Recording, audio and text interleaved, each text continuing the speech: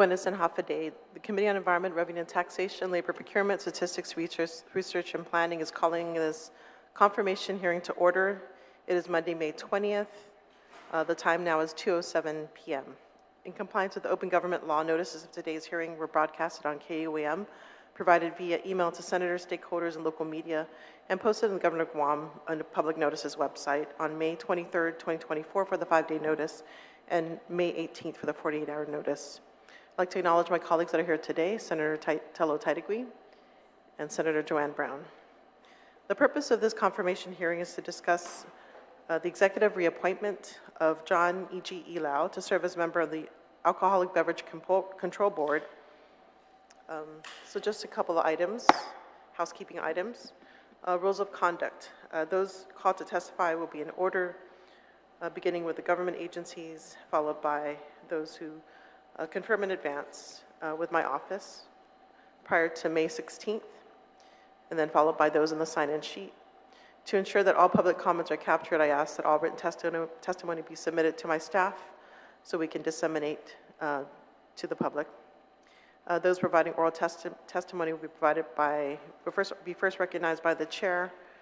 Please state your name and your position.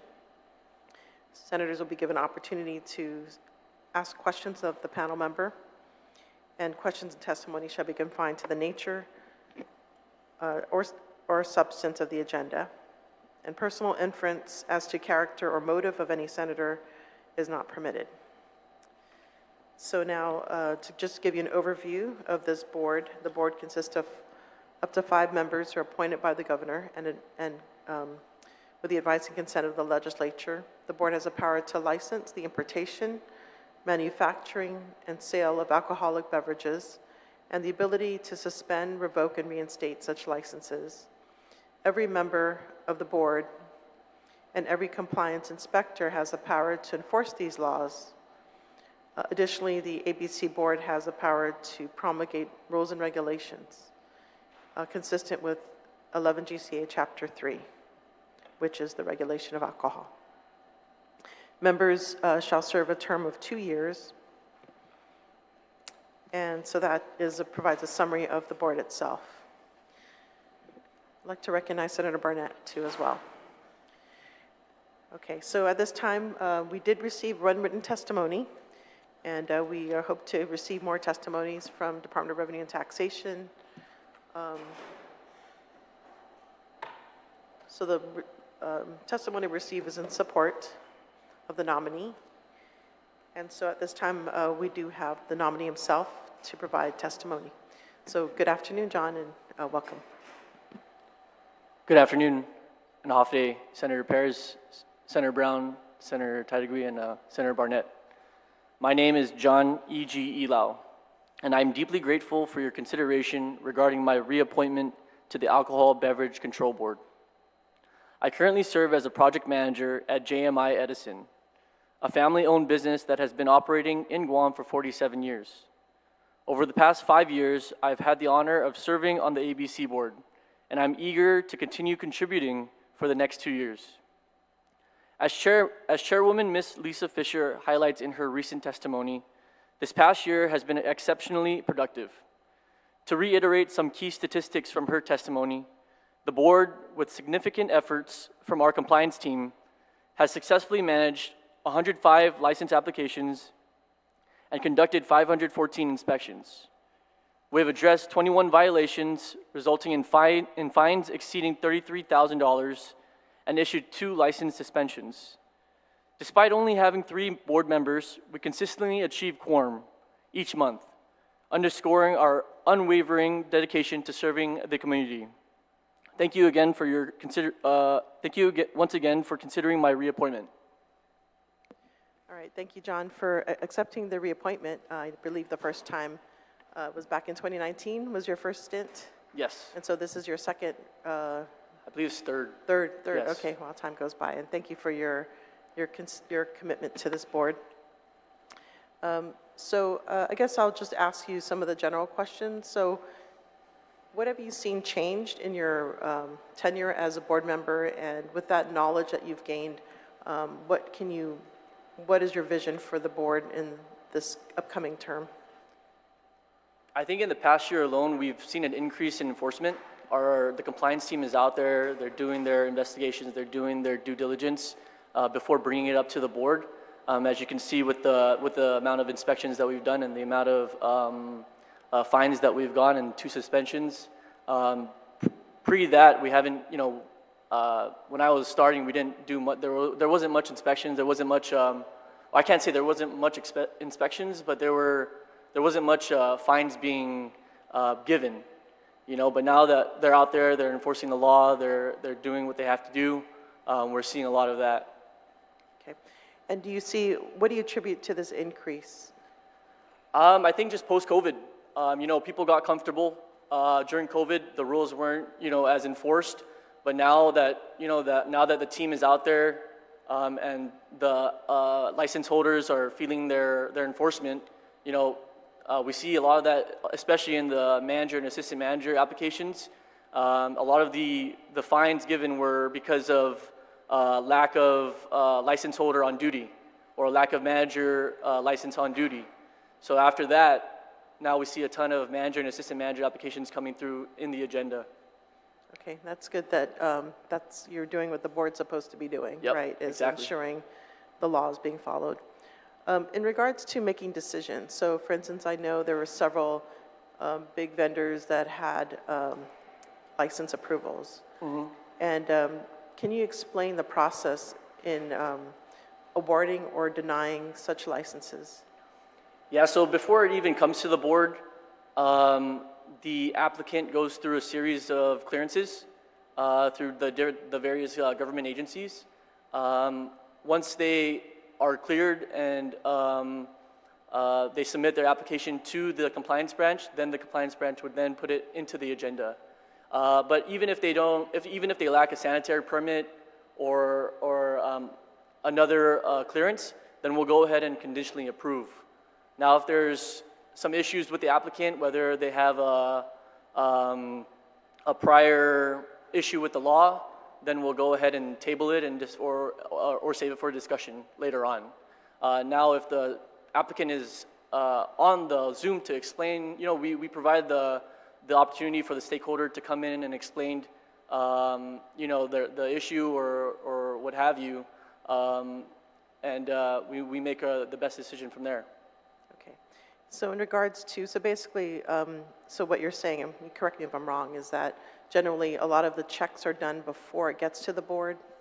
Correct. Okay. Has there been a situation where the checks weren't fully there and you had to make a decision on an applicant? Yeah, it's very basic. I mean, it's some people lack the sanitary permit because the government agency's backed up, or they have a scheduled appointment, but it's not till a later date.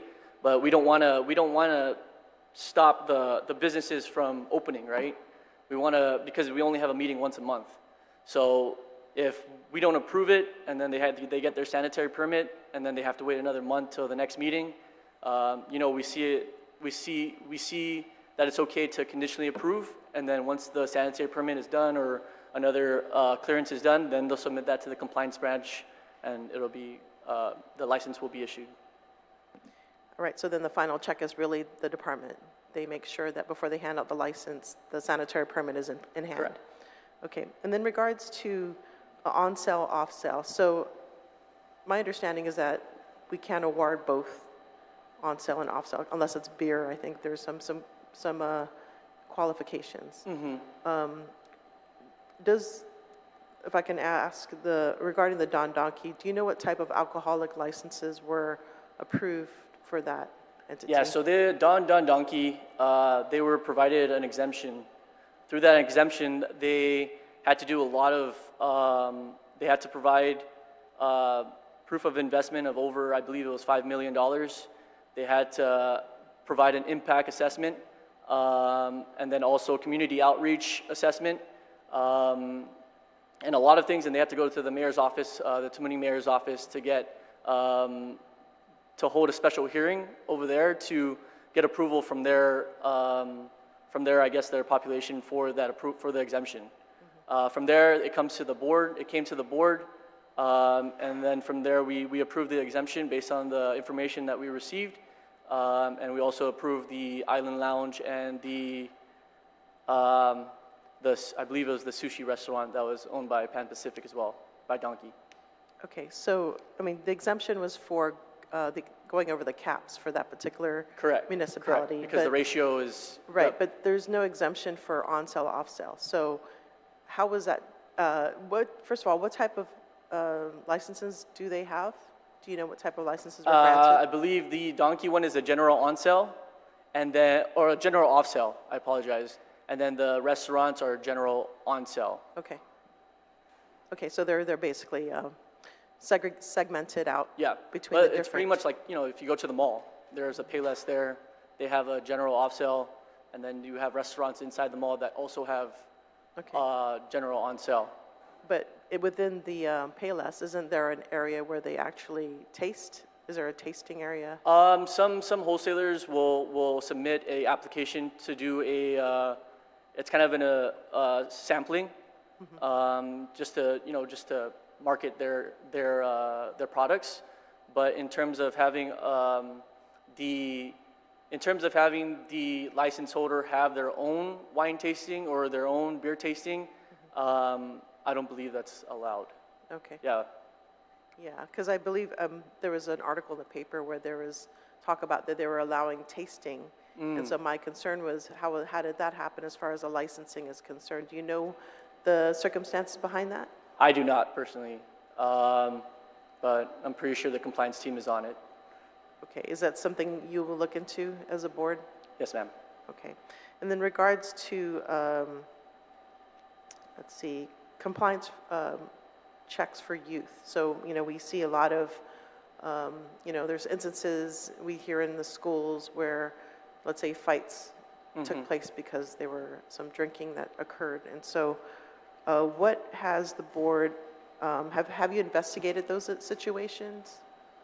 The compliance team has, and they've spoken to us during our meeting last week in regards to, you know, different situations where, you know, teens are getting a hold of alcohol or adults are purchasing it, but the investigation is pretty tough. You know, the compliance team likes to investigate, they do their due diligence, and then if anything is concrete, then they'll bring it to the board's attention, but they haven't been able to find anything concrete. Regarding youth, we just talked about it. We were thinking about, you know, putting up some verbiage to put signs up in the mom and pop stores, you know, but overall, I think it's just increasing enforcement. I mean, the compliance team is already working hard in itself, you know, and we can see it. They're going out, they're investigating based on the information that they receive, but there can be more enforcement. Okay, and then regards to ethical standards, how do you ensure that your personal and professional conduct remains above reproach in your role as a board member? You know, it's funny because actually this next coming year I'll be inducted as the incoming president for my Rotary, and we kind of live by the four-way test. I don't know if you guys are familiar with it. Is it the truth? Is it fair to all concerned?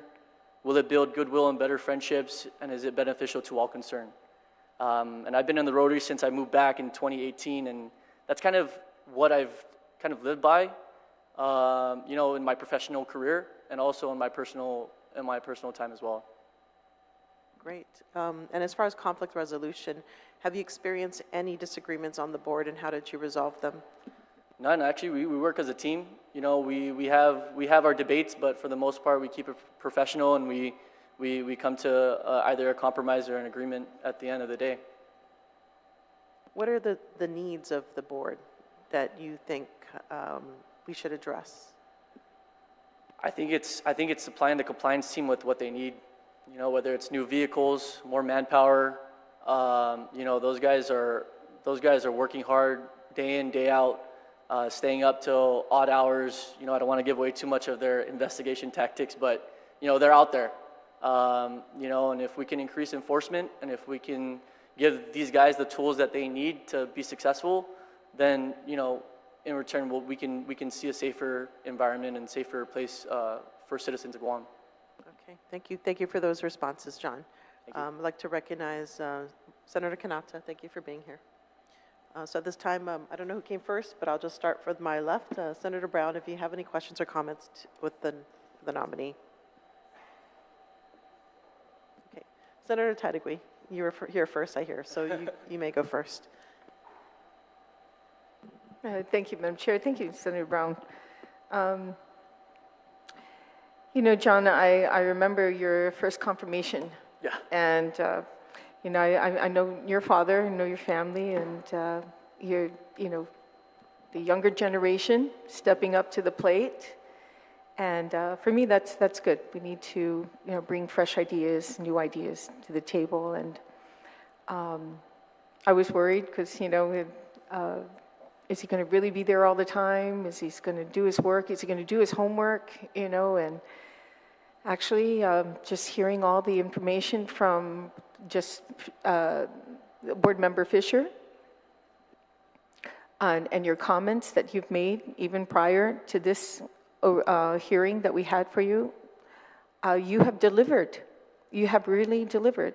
Some people have told me that there are individuals who don't want to sit on boards because this body here really scrutinizes the individuals. Not like before in the past where, like, you know, pat you on the back and say thank you very much. It's so changed.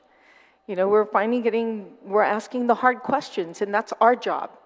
Because if you don't do your job, then we're at fault. And I feel very comfortable about what you've been doing. I hear that you're always at these board meetings. There's only 3 of you right now that have been overseeing this. And this is part of our economy, growing our economy. And to hear that you have generated more funding, you know, with your board on fees and fines, from 15,000 to now like 33,000, give or take on both sides. But that's a good sign. The other opportunity I had to speak with you, and I'd like to share with my colleagues, is that I had an opportunity to talk with you that, you know, you do your homework. Sitting on these boards is not it's not meant to be glamorous. It's meant to give back to the community, to be a part of the community, to ensure that Guam is a better place to live and that rules and regs are being followed. And I appreciate you for, you know, doing your homework, to making sure that the T's are crossed and the I's are dotted. And we will continue to watch that. But, you know, an hour before coming to your board meeting and reading the documents and getting everything together is so important. And I want you to just tell the public, anybody who's interested in sitting on the board, that it requires some extra work. So can you explain to us how you prepare for a board meeting? Sure. Thank you. Thank you for your question, and thank you. So prior days before the board meeting, an agenda is public. Is sent to the public. From there, the agenda is sent to all the board members, whether it's complete or incomplete. From there, we have the opportunity to review everything. You know, some board meetings are long, some board meetings are short, but for the most part, the compliance team does a really good job at organizing the material so that, 1, it's easy to read, and 2, it's pretty easy to go through.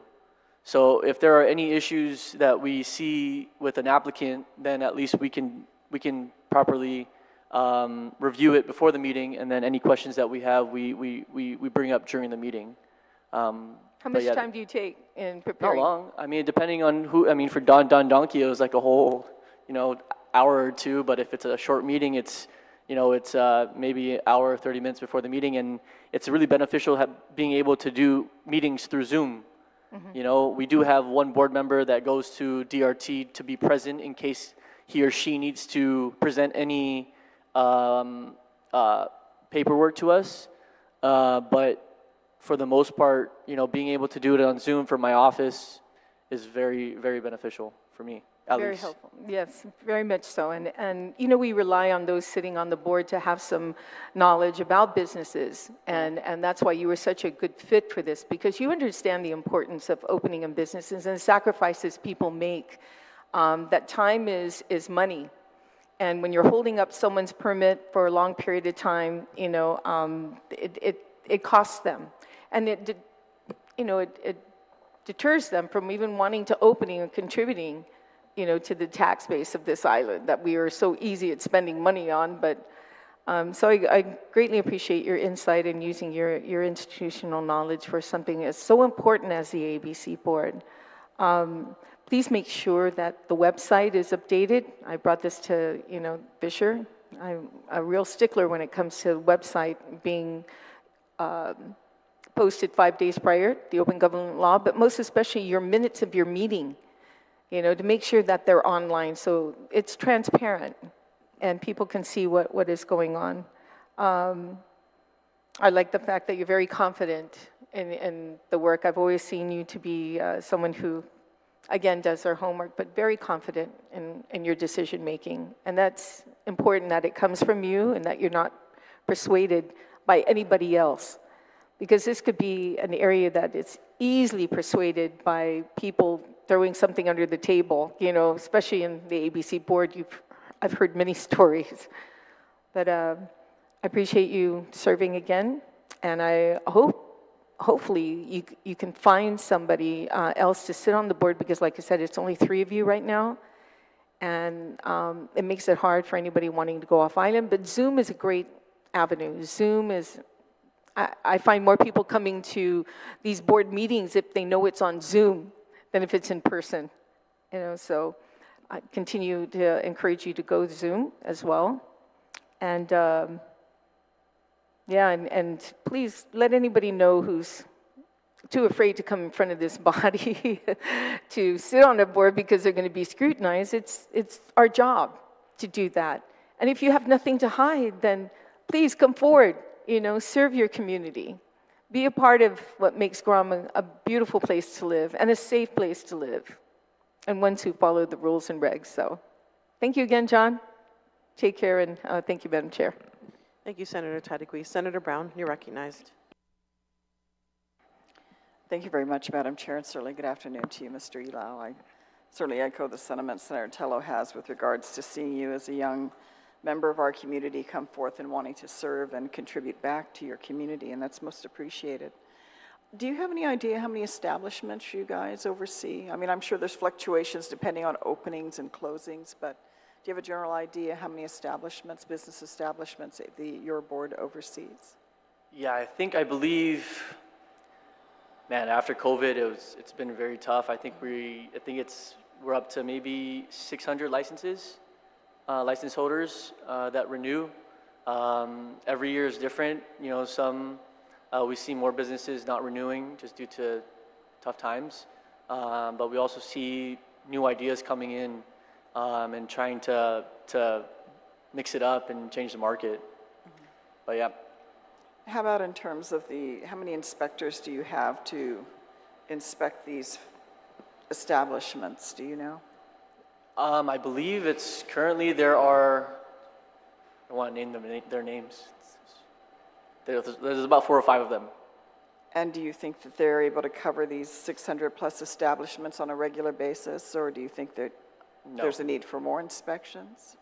I believe, at the time they're doing a really good job with what they have, but there's always a need for more. There's always a need for more.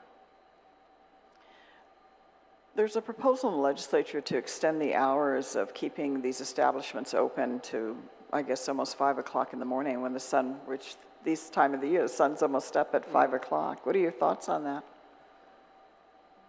I would go back and see why it was changed from 4 to 2. I was probably too young for that, during that time. But as a lawmaking body, you have to provide legislation that is beneficial to all, right? And not just a niche of people. I think changing it from 2 to 4 greatly affects other people. I used to cycle on the road. I used to bike on the road. Now, I probably won't be doing that if it gets changed. You know, there's 5Ks in the morning that start at 5 a.m., you know, and if people are just going to the bar and they leave at 4, they go stop for a snack, you know, it provides a risk for the community. So I think we, as lawmakers, you all have to look at that. But that's, you know, that's my opinion. And what are your thoughts in continuing? This is almost what, your third round to serve on the board? Yeah, third round. I appreciate your interest to want to continue. What more would you like to see or contribute in this upcoming term if you're reconfirmed again? I think like I've just been reiterating, just increasing enforcement. You know, the more that these license holders know that we're out there and enforcing the law, the more that they're going to be more inclined to follow the law. You know, a lot of the infractions that we're seeing are just due to not having a manager on duty, not having an appropriate license holder on duty, not, you know, after hours. So the more and more they feel our presence, the more and more they're going to be more inclined to follow the law. My one last question, what have you seen as the largest violation these establishments are having? What's top on the list? The top of the list that we've seen is no manager and assistant managers on duty. The bar owner will either be, you know, away or at home, and then they leave their bar with somebody else who they trust, but he or she's not licensed, or their license expired, or whatnot. We try and give the benefit of the doubt when it comes to that, but the law is the law, and you know we have to give fines where fines are due, and you know, and hopefully they learn the lesson, and they have. If you see our agenda, we see a ton of manager and assistant manager applications, and it's really encouraging. So are they coming back to have others apply, or is it just Yes. simply?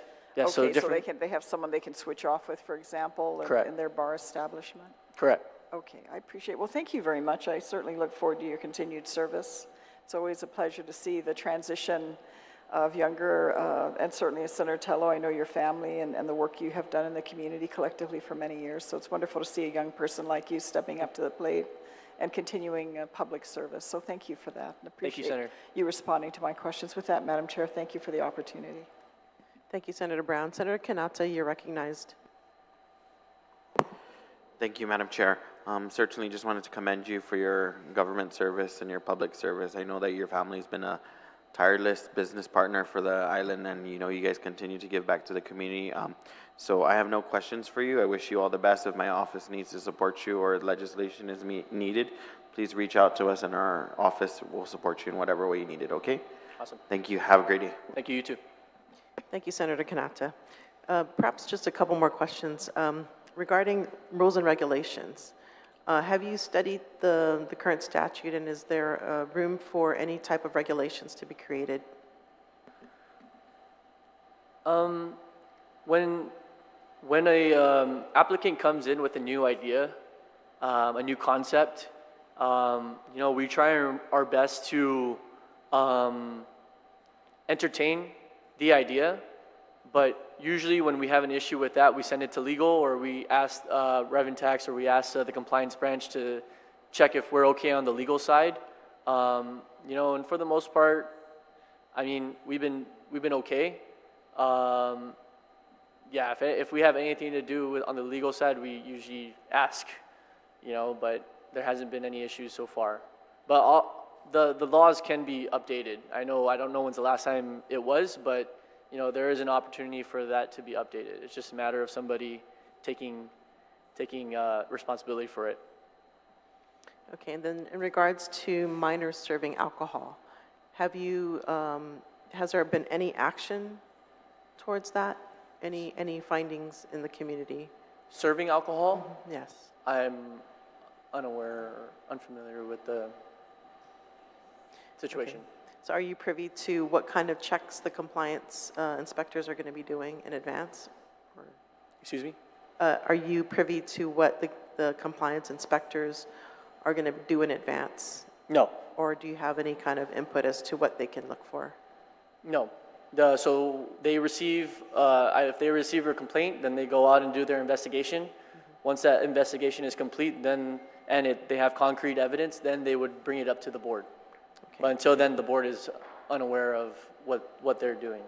Okay. And in regards to enforcement, have you yourself enforced the laws? Because you do have that power. I know. I haven't personally. I mean, and it's a good thing. You know, I've gone to concerts, I've gone to bars, I've been out, you know, but, you know, for the most part, everybody, all the license holders are doing their part in following the law. Okay. And then one more thing, the ready-to-drink items. What is your take on that as far as taxation? In terms of taxation, I think it should be taxed the same. The only issue is defining it in the law. So we're ready to drink RTD beverages are different from beer and wine, right? So a mom and pop store that has a beer and wine alcohol license isn't allowed to be selling something like soju or something like those mixed drinks that they have in a can nowadays, you know. But it's about educating the wholesalers and educating everybody, for that matter, on what type of license that they have and are applying for, and knowing what drinks are they able to distribute from there. Yeah, perhaps there's room for improvement there, because I see that it could be easily mingled with the non-alcoholic yeah, they all look the drinks. same. Yeah, perhaps that could be a regulation to be made to ensure that there's a distinct, you know, it's marked very clearly that, you know, this is an alcoholic drink, or at least cordon off the alcoholic section in a store that has the proper license. Yep, and some seltzers can pass. Some seltzers pass as beer, but it's the sojus, it's the mixed drinks that they have in cans nowadays. It's, you know, they're mixed with Smirnoff or vodka or rum or whatever. It's really tough to tell between what's beer and what's what's a RTD, right? Right.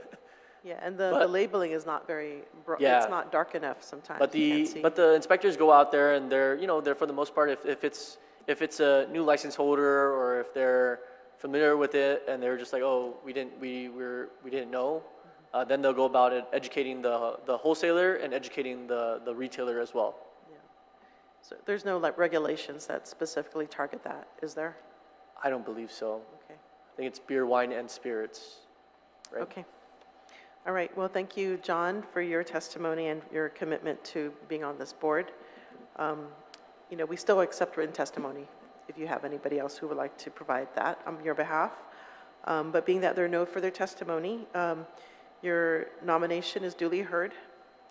And we will continue to receive testimony until Tuesday, May 28th, 2024. Please address all testimony to Senator Sabina Flores-Perez, Chairperson of the Committee on Environment, Revenue and Taxation, Labor, Procurement, Statistics, Research, and Planning, which can be dropped off the mailboxes here at the Guam Congress Building or emailed to office@senatorperez.org. Thank you so much. And the committee will now adjourn at 2:40 p.m. Masi.